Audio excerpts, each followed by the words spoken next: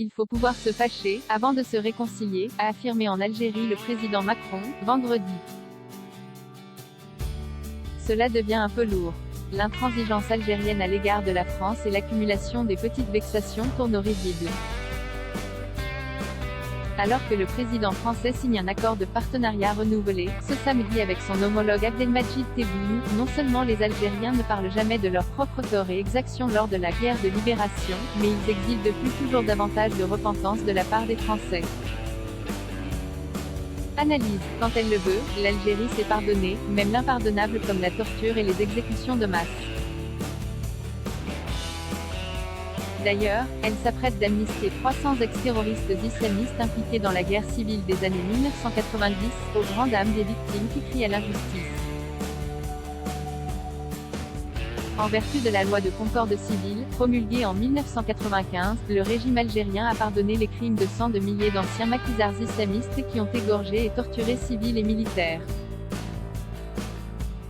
L'histoire torturée. Pourquoi pardonner les islamistes alors que les cadavres de leurs victimes sont encore chauds, et refuser de la tourner la page concernant les crimes de la colonisation? Le régime algérien et ses idiots utiles en métropole n'ont que le mot torture à la bouche. Mais, est-ce que la France a le monopole de la torture? Durant la guerre civile, la fameuse « décennie noire », 1992 à 2002, les services de renseignement militaires ont dépoussiéré la Gégène et pratiqué les exécutions extrajudiciaires à grande échelle. Human Rights Watch et Amnesty, pour ne citer que ces deux ONG, ont documenté les actes de torture commis dans les centres d'investigation, comme le Centre Antar, le commissariat de Cavaignac et de Châteauneuf. Le FLN et l'armée algérienne ne valent ainsi pas mieux que l'armée de Massieu et de Bijar. Alors, d'où tire la partie algérienne son intransigeance à l'égard de la France? Sur rien, l'argumentaire est creux. La paix a été établie par les accords d'Évian, à quoi bon renégocier la paix aujourd'hui au moyen de commissions d'historiens qui ne servent à rien à part à émettre des notes de frais? Disque rayé. Monsieur Macron serait inspiré de dire aussi ces choses à Monsieur Tebboune. Mais ne déteste-t-il pas la France et son histoire? Il ne s'épargne aucune peine pour la repeupler d'Algériens, de Maghrébins et d'étrangers. Il ne recule devant aucune ignominie pour l'humilier et la rabaisser dans le concert des nations. Ainsi, il faudra s'attendre à ce que le disque rayé de la repentance coloniale continue à tourner et à polluer les relations franco-algériennes. Les choses changeront le jour où le casting changera à Paris comme à Alger. L'alternance, si elle a lieu, permettra d'ouvrir les fenêtres et d'aérer l'air vicié du huis clos mémoriel qui pue l'aigreur et le ressentiment. D'ailleurs, il faudrait inclure une tierce partie dans cette relation. Le tête-à-tête franco-algérien ne peut aboutir à autre chose qu'à une querelle de couple ou plutôt à une querelle entre la mère et sa fille. La France a enfanté l'Algérie au terme d'une césarienne sanglante et traumatisante, la guerre de libération, 1954 à 1962.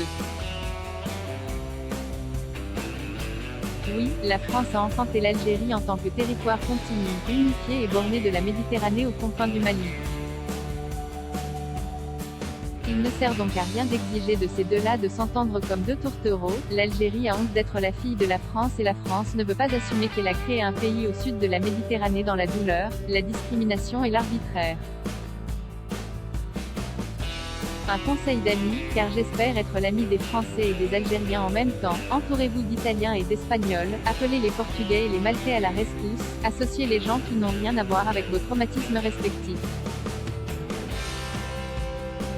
Une union de la Méditerranée ou une ligue des pays de la Méditerranée occidentale pourrait être le forum idéal pour réapprendre aux Algériens et aux Français à regarder l'avenir au lieu de fixer le passé.